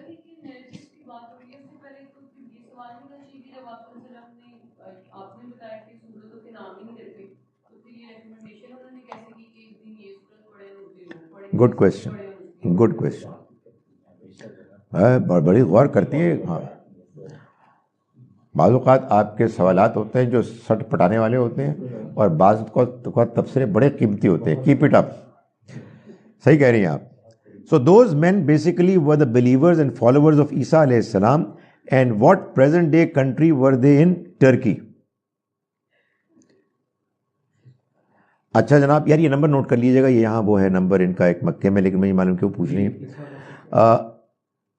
اچھا جناب، اس کے بعد ہے what is significance of reading سورہ کہف آن فرائیڈے.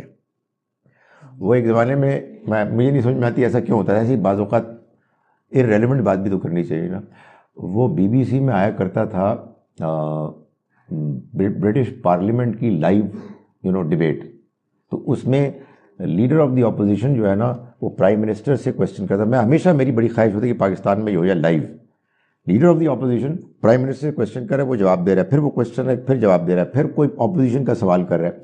تو اس میں سے بہت سے سوالوں کے جواب دیتا تھا prime minister, kindly refer to my earlier answer. تو میرا بھی یہی وہ سوال وہی والا پوچھے جس کا میں جواب دے. جی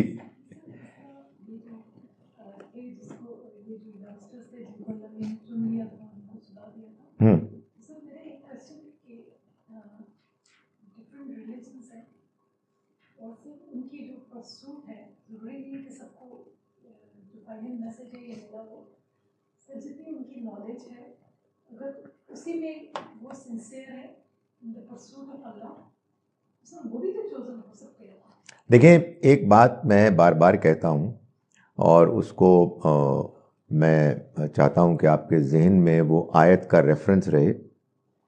सूरह एराफ सूरह नंबर 7 और आयत नंबर 42, जिसमें अल्लाह ताला ने ये बताया है कि ईमान और नेक आमाल के नतीजे में इंसान जन्नत में जाएगा, मगर कितना ईमान और कितने नेक आमाल, जितना इंसान की वुसअत है, जितनी उसकी कैपेसिटी है।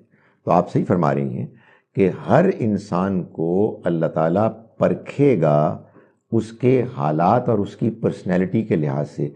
मैं एक कदम आगे बढ़कर ये गुजारिश करता हूँ, अगर ये कुरान की आयत न होती तो फिर खुदा की स्कीम को मानना यार नामुमकिन था।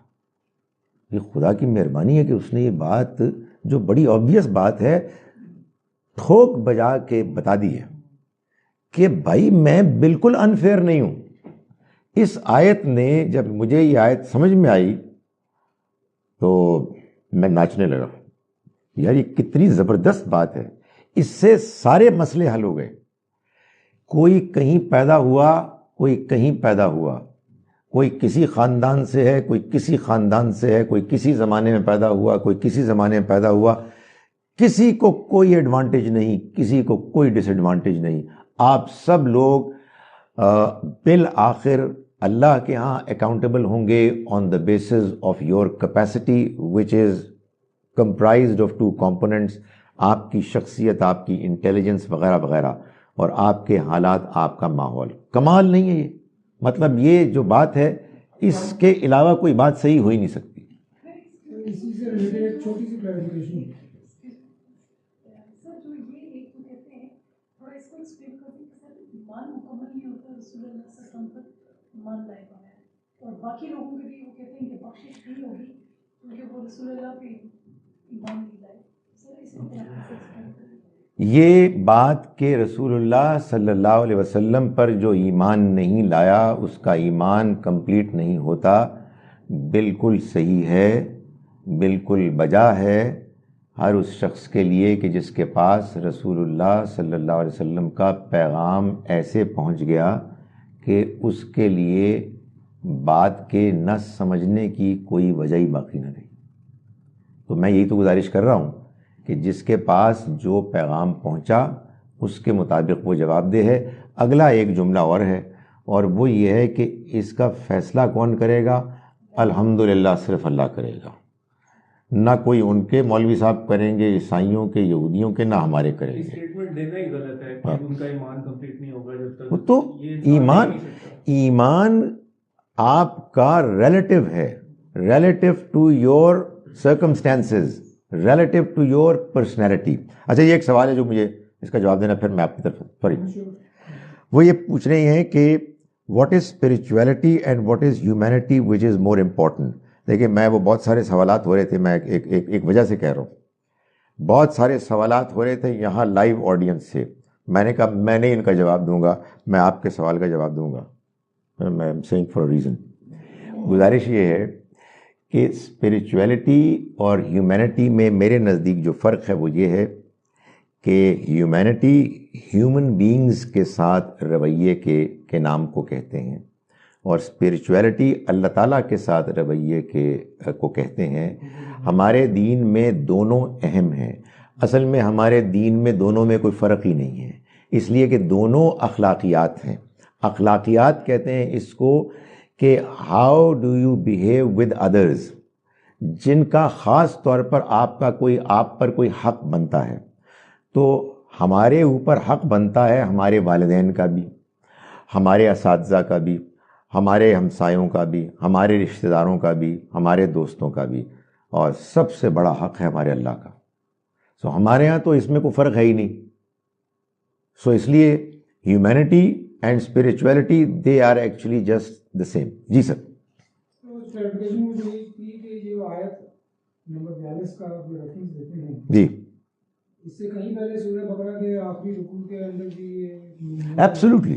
सिर्फ मैं ये चाह रहा था कि वहाँ तो अल्लाह ने निस्बत इससे अपनी दी कि ला युकल्लिफुल्लाहु नफ्सन इल्ला वुसअहा, यहाँ कहा गया है ला युकल्लिफु नफ्सन इल्ला वुसअहा, अल्लाह का लफ्ज़ भी नहीं है. ये कुछ थोड़ा सा नहीं, जो सूरह अराफ में है ना, वहाँ ला नुकल्लिफु, हम नहीं करते.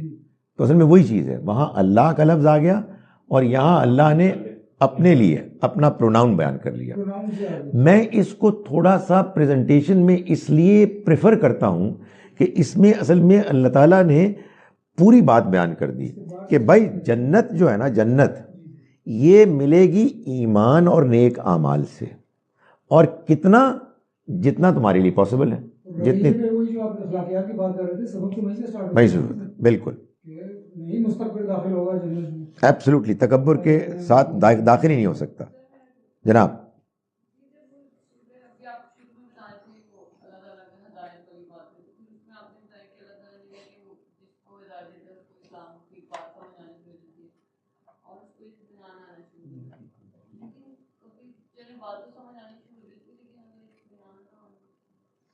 देखें, बात यह है कि एक मेरी गुजारिश सुन लें, हमको दीन समझना है जैसे वो है, राइट.